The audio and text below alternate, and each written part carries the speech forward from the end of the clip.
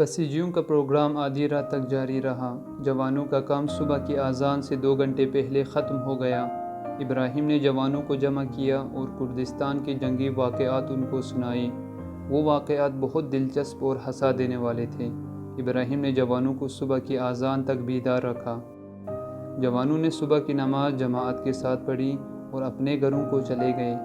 پھر ابراہیم نے بسیج کے انچارج سے کہا، اگر یہ سارے جوان اسی وقت چلے جاتے تو معلوم نہیں تھا کہ وہ سب صبح کی نماز کے لیے بیدار ہو جاتے یا نہ۔